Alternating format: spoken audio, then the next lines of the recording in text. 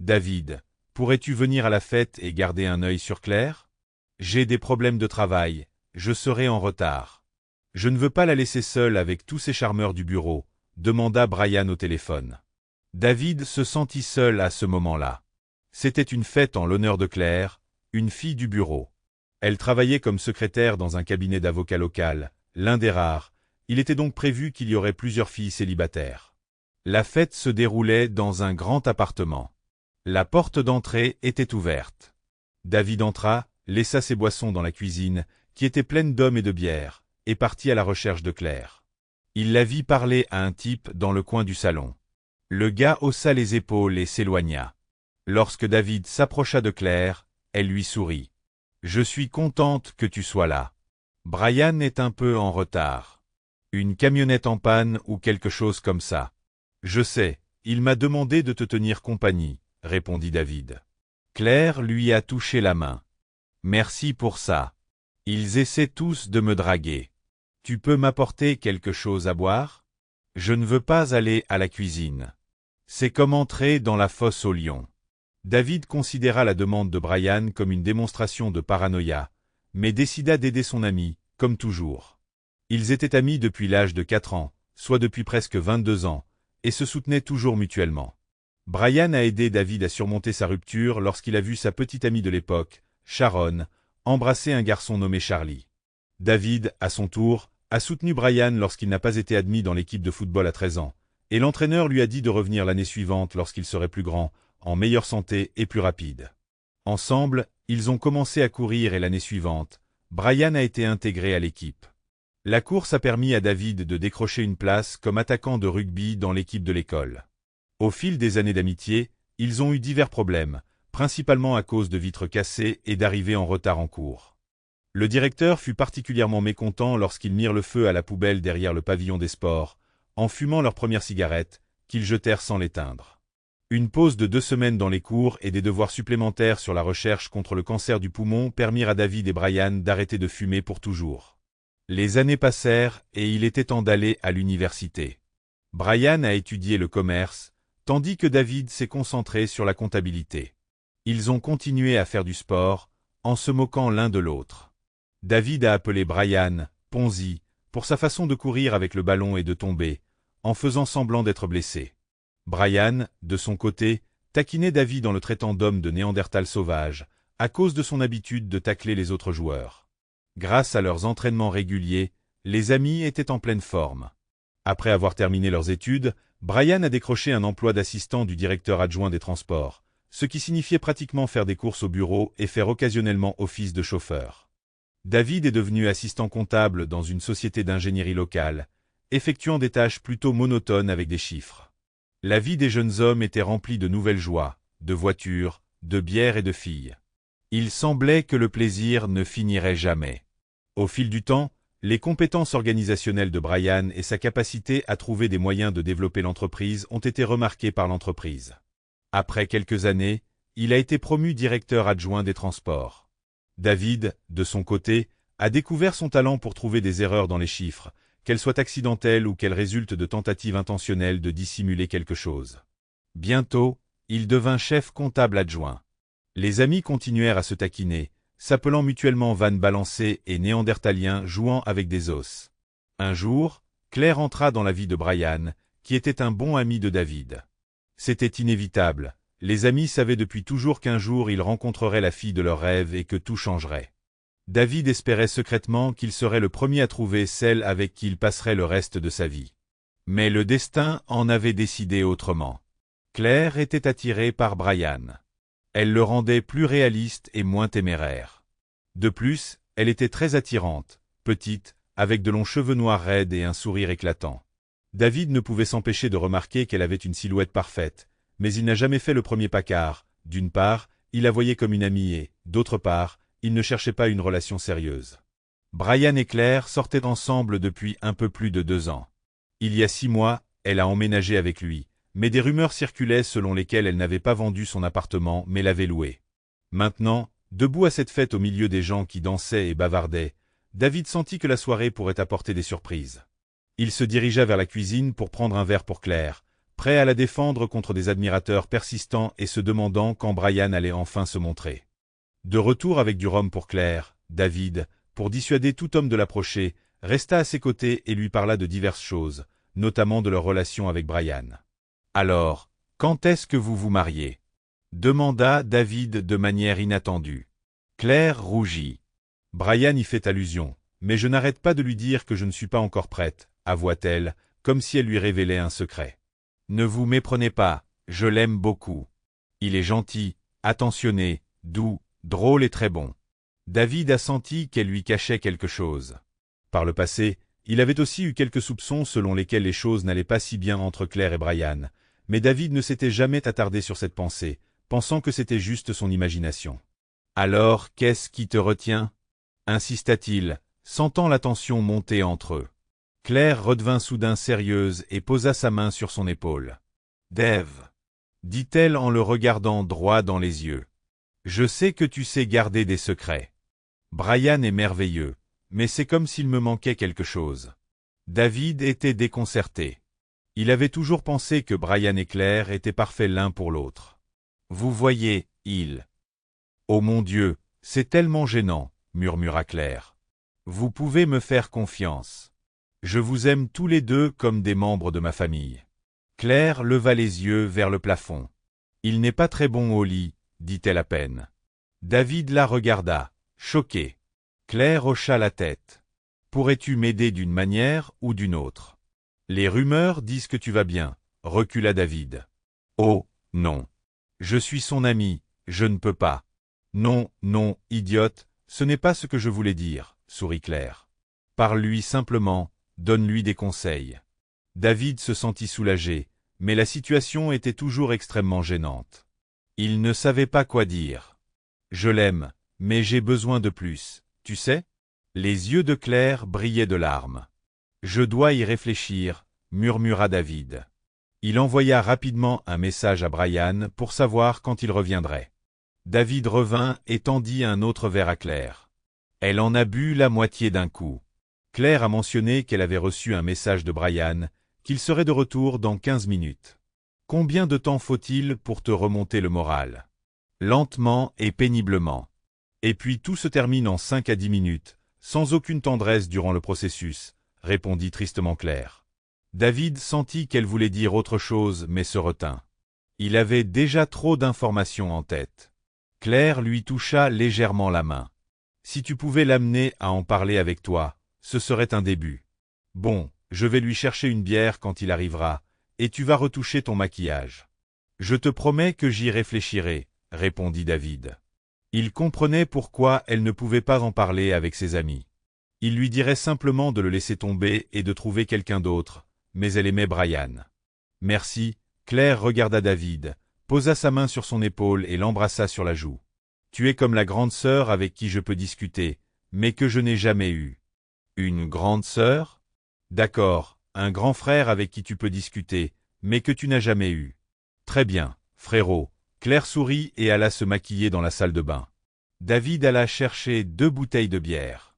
Une pour Brian, qui se tenait déjà derrière lui et avait clairement besoin de boire. David tendit la bouteille à Brian avant de lui serrer la main. Il devait faire un câlin viril avec des bières à la main. À ce moment-là, Claire apparut et Brian tendit sa bouteille à David, qui se tenait maintenant maladroitement au milieu de la pièce avec 2 bouteilles de bière pendant que Brian serrait et embrassait sa petite amie. Brian s'est excusé de son retard et a remercié David de s'être occupé de Claire. Il a invité David à boire une bière lundi après l'entraînement de rugby pour le remercier. David a dit que ce n'était pas un problème, qu'il aimait Claire en tant qu'amie et qu'il était toujours heureux de discuter avec elle, car il la voyait moins souvent qu'avant quand elle n'était pas la petite amie de Brian. Mais comme Brian offrait de la bière, cela ne le dérangeait pas. Brian expliqua qu'il aurait été encore plus en retard, mais alors qu'ils étaient à mi-chemin du transfert des marchandises d'une camionnette à l'autre, le mécanicien a réussi à démarrer la première camionnette. Alors, au lieu de tout transférer à nouveau, il a divisé les formalités administratives en 2 et a envoyé 2 chauffeurs. Ils ont pu rattraper le temps perdu et finir le travail plus tôt. Maintenant que Brian était là, David est allé rencontrer d'autres personnes à la fête et essayer de trouver des filles disponibles. Il a discuté avec quelques-unes, a même dansé et échangé des baisers. Il a échangé des contacts avec certains, promettant de les appeler. Vers 11h30, Brian et Claire ont trouvé David pour lui dire qu'ils rentraient chez eux car Claire était fatiguée et voulait dormir. Brian a souri bêtement et a fait un clin d'œil à David, laissant entendre que personne ne dormirait. Ils ont demandé à David s'il voulait prendre un taxi et les accompagner puisqu'il habitait près de Brian et Claire. Il a refusé, laissant les tourtereaux partir et s'amuser. Enfin, au moins l'un d'entre eux s'amuserait certainement. David est resté à la fête jusqu'à la fin et est rentré chez lui, toujours un peu gêné. Le lundi soir, il a rencontré Brian au pub. Au lieu de rester au bar comme d'habitude, Brian l'a traîné jusqu'à une table. Je crois que Claire me trompe, a lâché Brian sans préambule. David s'est figé. Merde. Pourquoi penses-tu cela? Elle dit qu'elle veut plus de plaisir, essayer quelque chose de nouveau. Je pensais que tout allait bien entre nous. Nous faisons l'amour 2 ou 3 fois par semaine, mais elle trouve cela insuffisant, répondit prudemment David. Il a raconté à Brian l'histoire de Cathy, une femme mariée qui l'utilisait comme jouet pour s'amuser. Ça ne me dérangeait pas d'être un jouet. Le problème était qu'elle mentait en disant qu'elle était divorcée. David a partagé quelques conseils avec son ami pour améliorer sa vie sexuelle. Puis il s'est dirigé vers le bar, il avait besoin de se dégourdir les jambes et de réfléchir. Un plan ingénieux lui est venu à l'esprit au comptoir. « Écoute, dit-il en rentrant, pendant ton absence, cherche des moyens de pimenter notre vie intime. En attendant, je surveillerai Claire pendant sa pause déjeuner. Je vérifierai l'hôtel près de son lieu de travail, la salle de sport. » Brian acquiesça avec soulagement. Les amis se séparèrent satisfaits, ils avaient un plan d'action. Mardi et mercredi, David surveillait Claire à l'hôtel et à la salle de sport. Mais jeudi, quelque chose d'inquiétant s'est produit. Claire s'est dirigée directement vers l'ascenseur, est montée au 4e étage.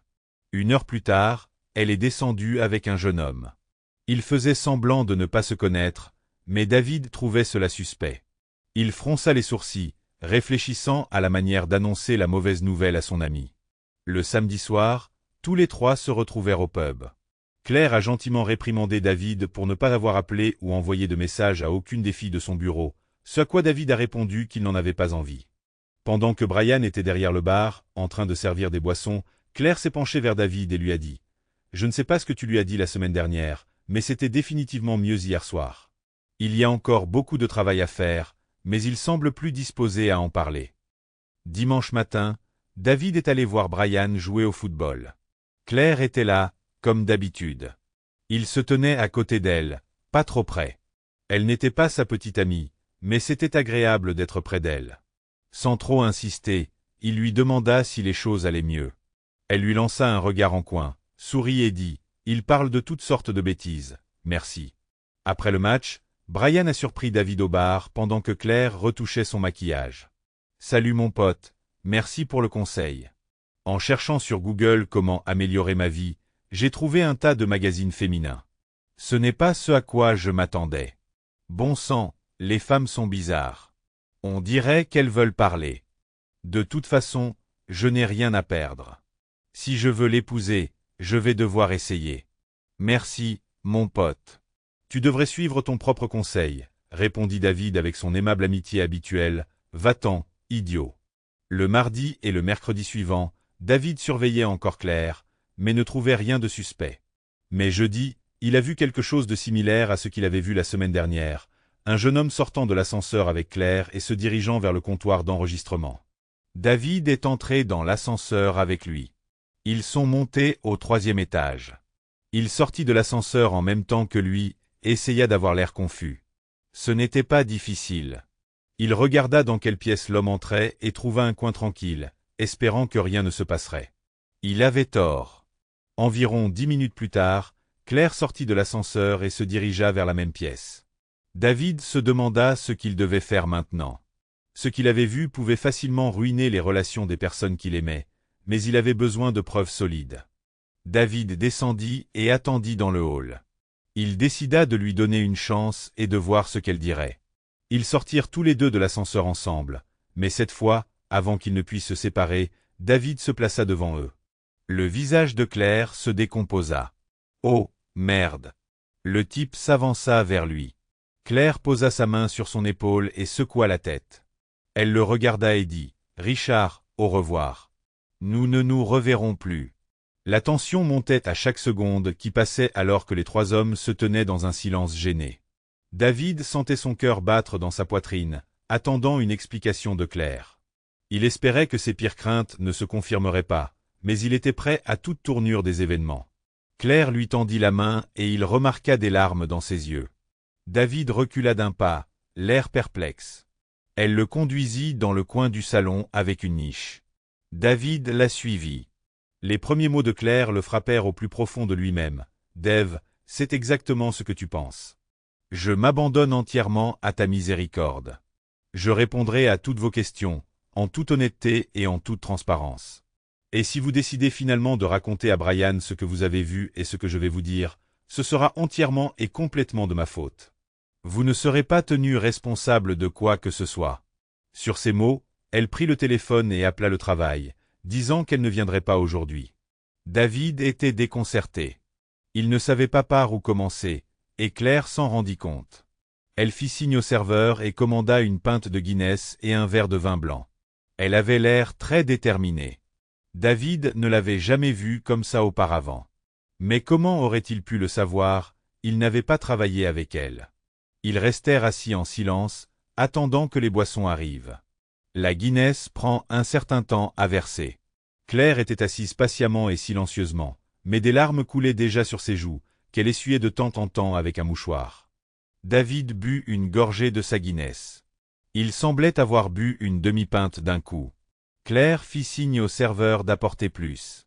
Regardant David avec des yeux tristes, elle rompit le silence et demanda « Après notre conversation à la fête, vous avez probablement déjà deviné de quoi il s'agissait.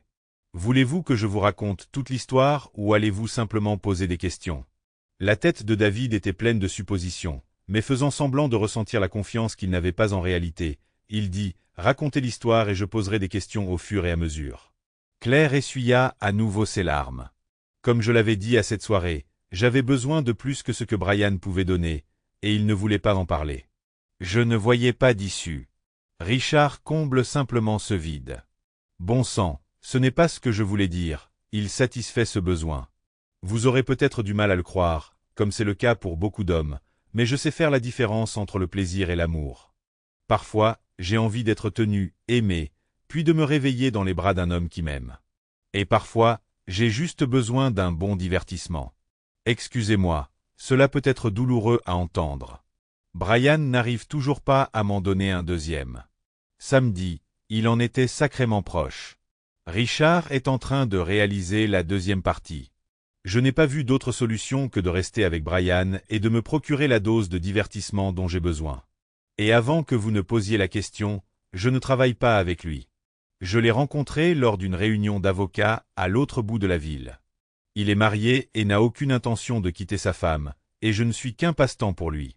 Cela peut paraître déraisonnable, mais cela me semble logique. Avez-vous des questions ? Demanda soudain Claire d'un ton professionnel, comme pour se défendre. David avait quelques questions, mais il essayait de comprendre à quel point il avait vraiment besoin de connaître les réponses. Quelles questions sont importantes? Quelles réponses comptent?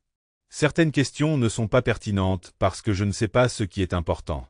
Par exemple, où tu l'as rencontré et qui t'a demandé en mariage. Peu importe où vous vous êtes rencontrés, mais qui a fait le premier pas? Demanda David. C'est simple, répondit Claire. Il m'a entendu dire que je ne serais pas contre un bon divertissement. Il s'est tourné vers moi et m'a dit « Je pourrais faire ça pour une telle beauté, juste pour que ma femme ne le découvre pas. » J'ai cru qu'il plaisantait. Plus tard, il m'a attrapé alors que je quittais les toilettes pour femmes, m'a pris la main et m'a conduit dans l'un des bureaux. Je n'entrerai pas dans les détails, mais j'ai obtenu ce que j'ai demandé. Le regrettes-tu? Demanda David. Une question difficile, se demanda Claire. Est-ce que je regrette que tu m'aies attrapé? Non. Une partie de moi est contente de l'avoir fait. Une autre partie de moi est contente que tu m'aies donné une raison d'arrêter, même si Brian me quitte. Une partie de moi regrette de ne plus pouvoir me divertir. Cela va me manquer.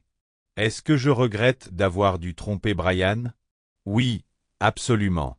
Je ne veux rien dire à propos de Brian, car ce n'est pas sa faute. Ce sont mes actes. Vas-tu continuer comme ça? Demanda David. Je ne sais pas. Mais probablement pas, maintenant que Brian a changé. Nous avons commencé à discuter avec Brian et dimanche soir, il a écouté certaines de mes suggestions. Alors je vois un jour où cela ne me dérangera plus. Claire a répondu immédiatement à plusieurs questions de David, même à celles qu'il ne savait pas qu'il voulait poser. « Est-ce que tu aimes Brian ?» demanda David. Claire répondit de façon inattendue, « Malgré ce que tu as vu, je répondrai oui, certainement. J'ai l'intention de rassembler mon courage, et la prochaine fois qu'il me demandera en mariage, je dirai oui. Tu me prendras pour une intrigante et une trompeuse, et bien sûr, tu auras raison, continua Claire. Vous me demanderez aussi si je le referai. J'y ai beaucoup réfléchi, et si Richard n'avait pas pris l'initiative, non. Je ne chercherai plus jamais à me divertir de la sorte. Vous vous demandez probablement s'il est meilleur que Brian. Oui, bien sûr, il est meilleur que Brian en termes de pur plaisir, mais ce n'est pas une excuse. Cependant, si Brian avait fait les démarches qu'il a faites il y a une semaine, rien de tout cela ne serait jamais arrivé. Où est Margaret Thatcher dans tout ça? Demanda-t-il sarcastiquement. Il semble que vous ayez beaucoup d'expérience en la matière. Vous avez répondu à toutes mes questions comme si vous saviez que vous alliez vous faire prendre. Claire baissa les yeux. Non, je ne m'attendais pas à être surprise. Elle leva les yeux vers David. Comment nous as-tu trouvés? David m'a raconté comment il avait remarqué avec un autre homme la semaine dernière, puis les avait suivis jusqu'à l'hôtel. Merde, Claire a juré. Une autre question, a dit David. Pourquoi ne m'as-tu pas demandé de ne rien dire à Brian? Cette question a semblé prendre Claire au dépourvu. Je ne te demanderai pas de choisir entre lui et moi. Je sais que vous êtes amis depuis toujours. Elle s'est remise à pleurer. Puis-je lui annoncer la nouvelle moi-même? Je vais être honnête. Je ne peux pas laisser son meilleur ami lui annoncer une telle nouvelle. Il s'arrêta un instant, rassemblant ses pensées. Puis il continua. Si tu me jures sur la tombe de ta mère, et je sais qu'elle est toujours en vie, que tu ne le trahiras jamais, je ne le lui dirai pas et je te laisserai le soin de le faire. Je continuerai à vous écouter tous les deux et à vous aider, car je vous aime tous les deux. L'expression de Claire changea comme si l'ange de la mort assis sur l'épaule de David était soudainement tombé de son perchoir. « Feras-tu cela pour moi? Pour Brian et moi ?» demanda-t-elle d'une voix tremblante. « Oui, je le ferai pour mes amis les plus chers, mais si tu fais une nouvelle erreur, je le dirai à tout le monde. » Claire pleurait ouvertement, utilisant un mouchoir après l'autre. « Oui, bon sang, oui, n'importe quoi, absolument n'importe quoi, » sanglotait Claire. Finalement, David se leva. « Je dois partir d'urgence, » dit-il. « Je suis complètement épuisé. Cette conversation m'a épuisé. J'ai un match de rugby dimanche. Peut-être qu'on se verra là-bas. Ou peut-être pas. Si vous n'êtes pas là demain en couple, eh bien, on se verra plus tard. » Il est parti, payant les boissons mais laissant les mouchoirs. C'était fait. Il était temps de passer à autre chose. Il comprenait qu'au moins Brian, quelles que soient les circonstances, serait toujours là. David en était sûr. Le dimanche arriva. David et ses coéquipiers sortirent précipitamment du vestiaire en se tapant dans le dos et en s'injuriant. Au pied des escaliers se tenaient Brian et Claire, le visage tendu d'un large sourire. Brian riait joyeusement et levait les pouces vers David. David ne se souvenait pas de grand-chose du match. Ils lui ont dit qu'il courait comme le vent et ils ont gagné le match. Après cela, David n'a pas vu Claire et Brian pendant 2 semaines. Ils sont partis en vacances à la campagne. Le mercredi après leur retour, Brian a appelé David et lui a dit qu'il l'invitait au club le vendredi soir, sans révéler la raison de l'invitation. David a accepté. Dans le club, il y avait une musique douce, plutôt comme un bruit de fond. David, Brian et Claire étaient assis dans une alcôve. Claire avait une expression sérieuse sur le visage et David remarqua qu'elle buvait à peine. Elle s'assit entre eux et soudain, lorsque la musique s'éteignit, elle se tourna vers Brian. « Tu vas me demander ?» demanda Claire en regardant Brian droit dans les yeux. « Demander quoi ?» répondit-il, déconcerté. « Tu sais, cette question qui vous tourmente depuis 6 mois. » Brian se figea, réalisant que le moment était venu. Maladroitement, il tomba sur un genou et prononça « Claire Wolstenholme, me ferez-vous l'immense honneur de devenir ma femme ?» Le silence régna dans la salle. Tous les regards étaient braqués sur eux. « Oui, oui, 1000 fois oui !» Claire s'exclama en se précipitant dans les bras de Brian. David observait cette scène avec des sentiments mitigés. Il était heureux pour ses amis, mais au fond de lui, il ressentait une pointe de tristesse. À un moment donné, il a pris Claire à part et lui a demandé « Je comprends que tu lui aies tout dit et que tu aies réglé cette situation ?»« Oui, quand nous sommes partis en vacances. C'était dur, mais j'ai réussi à lui avouer. Brian était vraiment en colère et a quitté la maison, et j'ai pensé que je l'avais perdu pour toujours, mais il est revenu le soir et m'a serré fort dans ses bras et m'a embrassé. Ce jour-là, nous avons juré de toujours nous rester fidèles l'un à l'autre, malgré toutes les difficultés. 6 mois plus tard, Brian et Claire se sont mariés. Lors du mariage, David a rencontré l'amie de la mariée, Harriet. Ils commencèrent à sortir ensemble, et David était très satisfait de leur relation. Lorsque le fils de Brian et Claire, Daniel, naquit, David fut désigné comme son parrain. Après le baptême, il demanda Harriet en mariage, mais elle refusa et partit, laissant David complètement perplexe. Les années passèrent. David eut d'autres relations, mais aucune ne dura plus de 2 ans. Il se résigna à l'idée qu'il resterait probablement célibataire, mais il était rarement seul, ses meilleurs amis étaient toujours à ses côtés. Daniel s'est engagé dans l'armée, ce qui a rendu David très fier de son filleul. À 53 ans, David s'est rendu compte qu'il était déjà trop vieux pour le rugby. Son corps ne récupérait plus aussi vite qu'avant. Un jour, Brian l'appela et lui demanda de le rencontrer dans un vieux pub de l'autre côté de la ville. Ils ne s'y étaient pas rencontrés depuis que Brian soupçonnait Claire de le tromper. Cette demande rendit David méfiant. À son arrivée, Brian était déjà assis dans la même alcôve où il s'était assis des années auparavant. Il avait l'air épuisé et découragé, avec Claire assise à côté de lui, tout aussi épuisée. David comprit que la conversation ne porterait pas sur l'infidélité. « Tu as l'air en piteux état, mon pote. Est-ce que tout va bien ?» demanda David avec inquiétude. « En fait, non. Tout va très mal, » répondit Brian. David comprit qu'il allait entendre quelque chose de désagréable. « On m'a diagnostiqué une leucémie. Il me reste 1 mois. Pas plus, » dit Brian. David sentit le sol lui glisser sous les pieds. « Il n'y a vraiment rien à faire ?» demanda David en se frottant les tempes. Claire secoua la tête. « Non, c'est déjà trop tard. On ne savait pas qu'il avait ça. Il se sentait simplement fatigué, alors nous sommes allés nous coucher tôt. Quand il s'est réveillé dans cet état la semaine dernière, je l'ai obligé à aller chez le médecin. Il a refusé, disant que c'était à cause du travail, qu'il était simplement fatigué. Les 3 semaines qui suivirent furent terribles. 1 semaine avant la mort de Brian, David lui rendit visite à l'hôpital. Brian lui tendit une enveloppe et demanda à David de ne pas l'ouvrir avant son départ. Il y avait beaucoup de monde à l'enterrement. Des collègues, des amis communs et des proches. David se tenait aux côtés de Claire, observant en silence le corps de son ami être descendu dans la tombe. Claire a demandé à David où se trouvait l'enveloppe, et il lui a montré qu'elle se trouvait dans la poche intérieure de sa veste, mais il ne voulait pas encore l'ouvrir. 1 mois s'est écoulé. Claire a appelé David et lui a demandé de l'aide pour déplacer les lits pour Daniel. Une fois le travail terminé, ils s'assirent dans la cuisine, sirotant une bière fraîche. « Oncle David » dit soudain Daniel. Il ne l'avait pas appelé ainsi depuis qu'il avait rejoint l'armée. « Tu n'as pas encore lu la lettre, n'est-ce pas ?» David secoua la tête. « Non. » Et tant que la lettre reste fermée, il semble qu'une partie de lui soit toujours là. Daniel le regarda attentivement. « Ce n'est pas de ça qu'il s'agit. Tu sais ce qu'il y a dedans ? » « Je ne sais pas, je pense surtout à de la gratitude, » répondit David. « Je pense que maman veut que je l'ouvre, » dit-il. La tension flottait dans l'air. Le mystère du dernier message de Brian pesait sur eux deux, mais David n'était toujours pas prêt à en découvrir le contenu. David promit à son filleul de lire la lettre dès son retour à la maison. Après avoir bu quelques verres de bière supplémentaires, il partit. Claire lui demanda de lui dire quand il arriverait, car elle craignait qu'après avoir bu, il ne puisse pas rentrer chez lui. David lui envoya un message.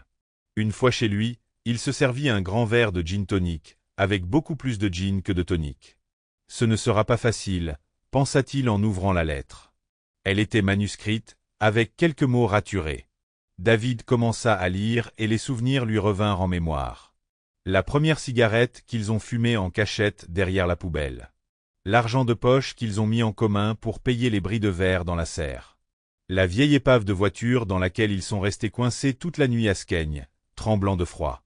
Mais le plus touchant, c'est l'évocation de Claire. C'est là que j'ai compris qu'elle était celle qu'il me fallait, écrit son ami. Grâce à toi, et malgré toutes les difficultés, j'ai vécu une vie merveilleuse avec une femme magnifique, confesse-t-il. Après avoir fini son gin, David s'est adossé à son fauteuil. Il était ému, ressentant à la fois tristesse et bonheur. Cette lettre était un véritable trésor, un témoignage d'années d'amitié qui l'ont aidé à devenir ce qu'il est. Tu aimais Claire, mais notre amitié était plus importante pour toi, disait le paragraphe suivant de la lettre de Brian. Tu as repoussé ses sentiments, tu les as enfouis au plus profond de toi. Mais Harriet l'a vu, comme beaucoup d'autres filles. C'est pour cela qu'ils ne sont pas restés avec toi. Ils t'aimaient, mais ne pouvaient pas te partager avec quelqu'un d'autre. David tremblait. Était-ce vraiment vrai? Avait-il vraiment caché ses sentiments pour Claire pendant tout ce temps pour ne pas blesser Brian? Dans la lettre, Brian demandait à David de prendre soin de Claire et donner sa bénédiction pour leur relation, mais demandait d'attendre 1 an et 1 jour après les funérailles pour ne pas choquer les parents. C'est une femme chaleureuse et merveilleuse. Alors s'il vous plaît, n'attendez pas une année entière pour solidifier votre amour, a écrit Brian. David finit son gin tonic, presque suffoqué. Soudain, il sentit une main sur son épaule et faillit sursauter de surprise. En se retournant, il vit Claire. Elle pleurait. « Nous avions raison, dit-elle doucement. M'aimes-tu » David se figea, ne sachant pas quoi dire. Il regarda Claire dans les yeux, empli de larmes et d'espoir, et comprit qu'il ne pouvait plus nier la vérité. David repoussa Claire à bout de bras. Elle inclina légèrement la tête et sourit, le visage rayonnant. « Tu essaies toujours de le cacher, » dit-elle doucement. « Laisse-moi te faciliter la tâche. Depuis ce jour à la fête, je suis tombée de plus en plus amoureuse de toi, et cela a fini par devenir un véritable amour. Ne vous méprenez pas. J'aime bien plus Brian, mais qui n'aimerait pas un homme pour tout ce que tu as fait pour nous? » David sentit son cœur battre plus vite. Cela ne le dérangeait pas d'être le deuxième après Brian dans son cœur. Claire lui prit la main et le conduisit vers l'escalier en le regardant avec tendresse. « Je crois qu'il est temps, » murmura-t-elle. C'était une fête entre Noël et le Nouvel An, où presque tout le monde était réuni. Les parents de David, les parents de Brian, les parents de Claire, ainsi que Daniel avec sa femme et ses enfants. Il semblait que tout le monde attendait quelque chose d'important. Les 3 pères de David l'ont acculé, comme pour le piéger. Le père de Brian, Jonathan, le regarda droit dans les yeux. « Quand vas-tu la demander en mariage? »« De quoi parles-tu » essaya d'éluder David. « Pour demander Claire en mariage, bien sûr, » intervint le père de Claire. « C'est évident pour tout le monde sauf pour toi. Daniel ne peut plus attendre. Tu fais partie de la famille depuis si longtemps que ce sera la dernière étape. Tu ne remplaceras pas son père, tu es un bonus supplémentaire. Comme s'il avait 2 pères. » David a cédé. « Jonathan, Brian m'a écrit une lettre avant de mourir. Il m'a dit des choses sur moi que j'ignorais. Et oui, je vais la demander en mariage. Mais il m'a demandé d'attendre 1 an et 1 jour parce qu'il ne voulait pas te contrarier. Il n'était pas sûr de ta réaction. Écoute, mon fils, intervint le père de David, tu as toute notre bénédiction. N'attendez pas, ne perdez pas de temps, après tout, nous ne sommes pas jeunes non plus. » Ils le laissèrent partir. David retourna au salon, et le silence y régna. Il jeta un coup d'œil autour de la pièce, tout le monde le regardait. C'était un piège diaboliquement bien planifié par Claire. La mère de Brian s'approcha de lui et lui mit quelque chose dans la main. David baissa les yeux, c'était une bague de fiançailles. « Je te le prêterai jusqu'à ce que tu achètes le tien, » dit-elle en souriant. David allait s'approcher de Claire, mais soudain elle était à côté de lui. Il s'agenouilla et prononça silencieusement les mots chéris. Claire lui tendit la main et lorsqu'il lui passa la bague au doigt, la pièce explosa de cris de joie. « Pas très romantique, » murmura David en embrassant Claire. « Tout cela était-il arrangé? » « Tout, » répondit-elle avec un sourire malicieux. Qui a organisé ça, à ton avis? Je t'aime. Ils se sont mariés 6 semaines plus tard. David a dit à Daniel de ne jamais l'appeler papa ou oncle. Et il ne l'appelait jamais papa, mais pour le taquiner, il l'appelait parfois tonton avec un sourire sur le visage. Après toutes ces années, David réalisa que oui, il aimait vraiment Claire, et il comprit que des sentiments sincères pour elle avaient commencé à émerger après qu'elle ait été honnête avec lui à propos de l'affaire à l'hôtel. Il fut frappé par l'honnêteté de Claire et par la façon dont elle essayait de sauver son amitié avec Brian. Et maintenant, après tant d'années, il la regarda, la femme de son ami, puis sa propre femme, et réalisa qu'il était vraiment heureux maintenant. Si vous avez plus de 18 ans, ne manquez pas l'histoire à venir et n'oubliez pas de cliquer sur le bouton j'aime pour montrer votre soutien. Merci.